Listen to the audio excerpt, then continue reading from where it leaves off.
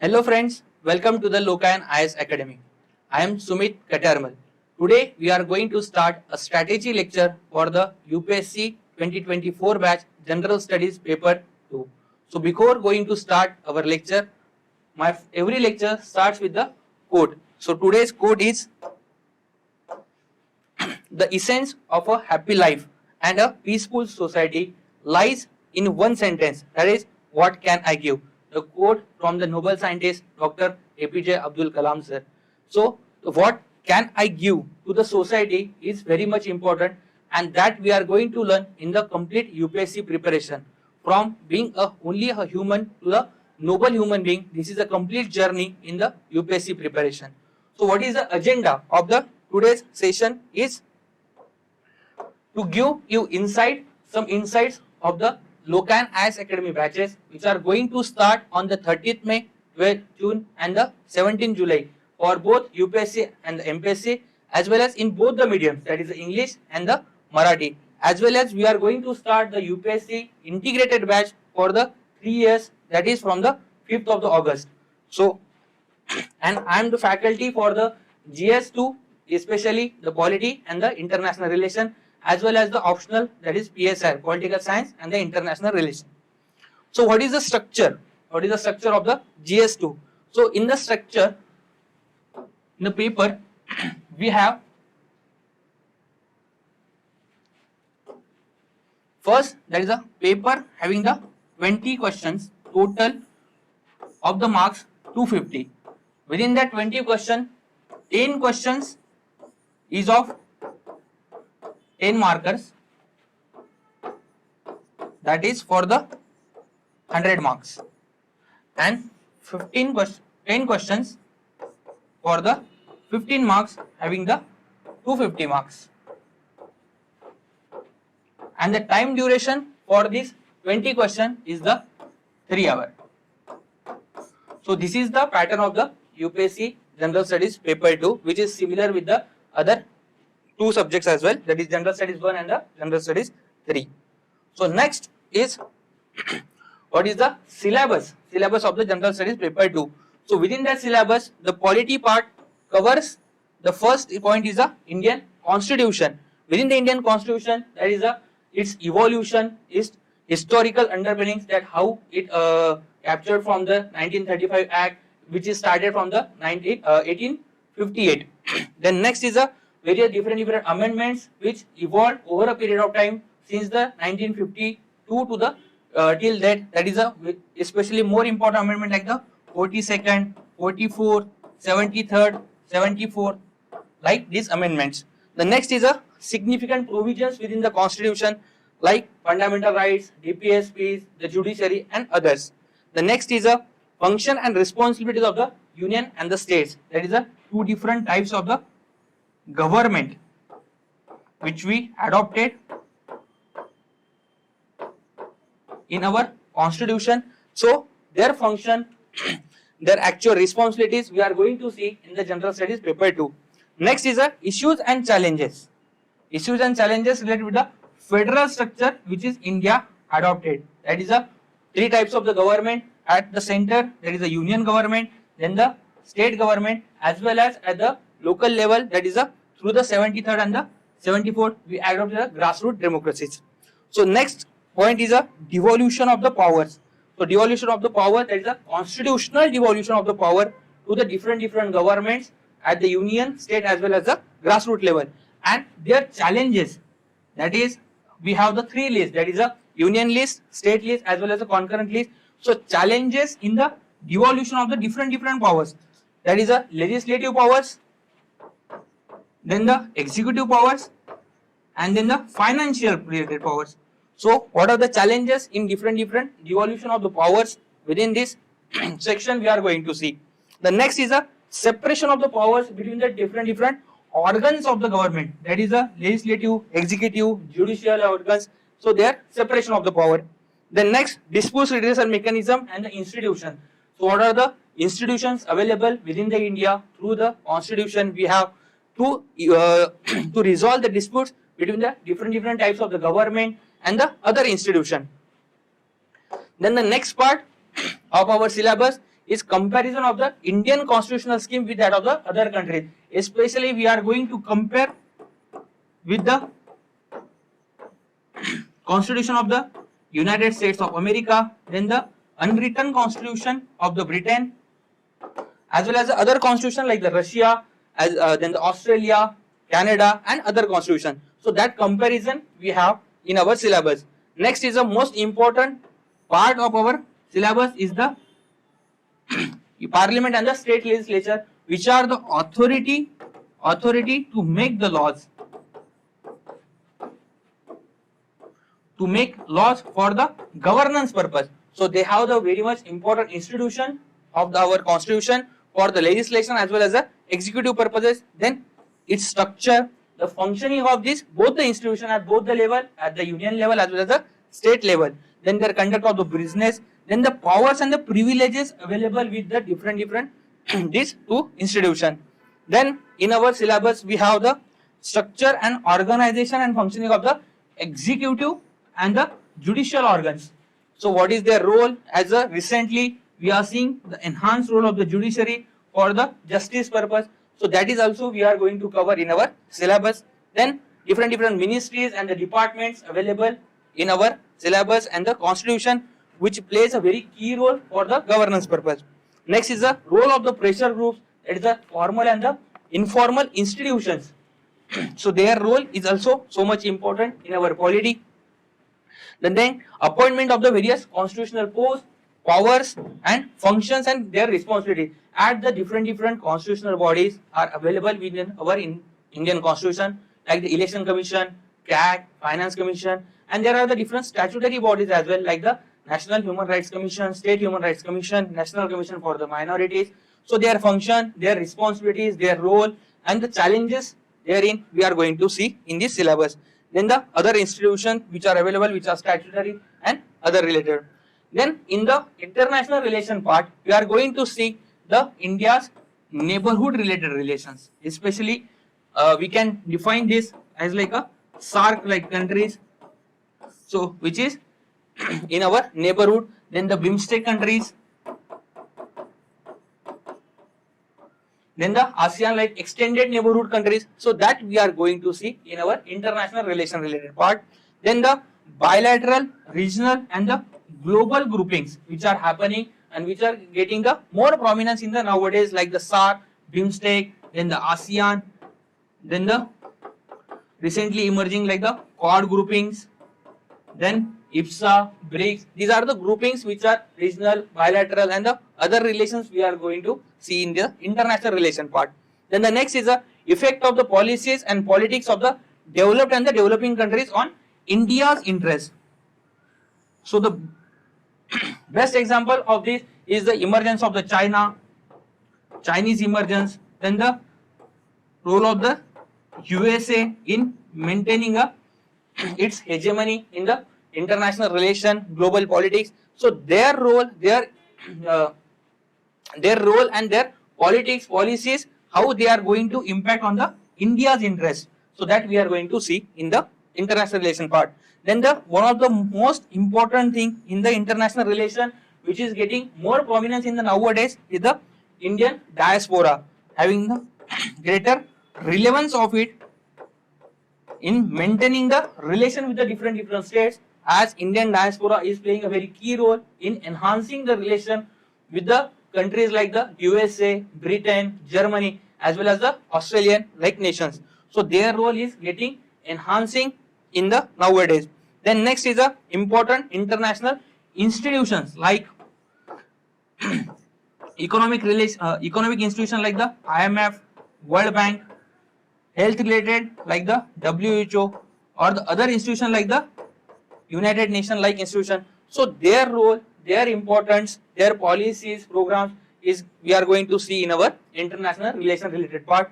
And you will see all these parts of the international relation and the GS, that is a GS paper 2 plus international relation, that completely going to overlap with the optional PSIR, that is a political science and the international relation related syllabus of paper 1 part B and the complete paper 2.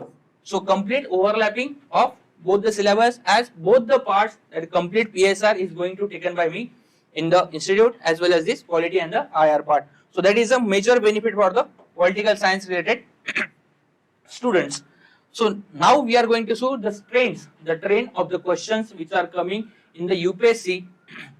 That is the trends of the question related with the polity. So every year polity is on the polity related subjects. The UPSC is asking 5 to 6 questions, and it is going up to the 10 question every year. So generally they are asking the 5 to 6 question on the polity related part.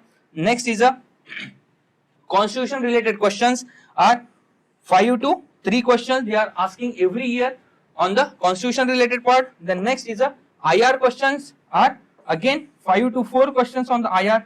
That means almost 12 to 15 questions they are going to ask on the two part, that is the polity and the IR. That means almost 160 to 180 marks questions are going to ask on the polity and the IR related parts, which is so much important for the your clearing for the exams. So these are the complete trends of the our UPSC previous year questions in the different subject, like the polity, social justice, governance, and the international relation over the years. So what are the toppers? So how much marks you can fetch in the general studies paper 2? That one of the highest marks fetched by the toppers is the 123 by the Anuruddh University sir. Then the Pratham Kaushik sir secured the 130 marks. Then the 117 marks by the Kanish Katare sir. That means you can score almost 60% of the marks in the GS paper 2. That means, and the topper, the complete topper, the first ranker having almost 54% marks out of the total marks of the UPSC. That means you can score the more than 54% marks in the one subject, which can create a major difference in securing the good rank, that is in the top 10 you can secure definitely through this GS2 syllabus. Then how to prepare? So the preparation of the GS2 or any subject of the UPSC is so much simple, but for that purpose you have to follow certain steps. That is the first, you should know syllabus thoroughly. That first thing, before going to start your preparation, you should know the syllabus. The second thing, you have to analyze that pattern of the questions, which are UPSC going to ask and UPSC asked till the date, and that you can analyze from the previous year question papers. Next is understanding of the subjects through syllabus. Understanding of the subject through the syllabus. Next, the practice plus revision of what you have studied till the date. And last is correlation and interlinking with the current topics. That is going to fetch the highest amount of mark. Interlinking with the current topics, that is going to fetch the highest amount of mark. And how you can do this? That interlinking with the examples, that giving the direct example from the current affairs gives the insight to the examiner that yes, you have certain thorough understanding of the syllabus of the topic, as well as why this question is actually asked, you are getting it. So these are the certain tips for the securing highest amount of marks in the general studies paper 2. So from what are the areas through which you can prepare the general studies paper 2? So these are the certain book lists which are basic in nature through which you can prepare. That is the Indian Constitution at work, NCERT. So NCERT is like a Bible for the UPSC. So you have to cover the NCERTs like the Indian Constitution at work, then the contemporary world politics, then the understanding society, then certain basic books which are required like the Indian polity by the Lakshmikant, then the governance in India by the Lakshmikant. These are the certain basic books you can go through to get certain insights and the basic concept of the General Studies paper 2. So the Lokan IAS Academy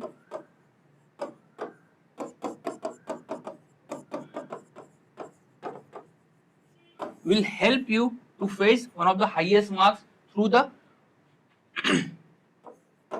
great insight of the syllabus and making you like the professionals in the answer writing.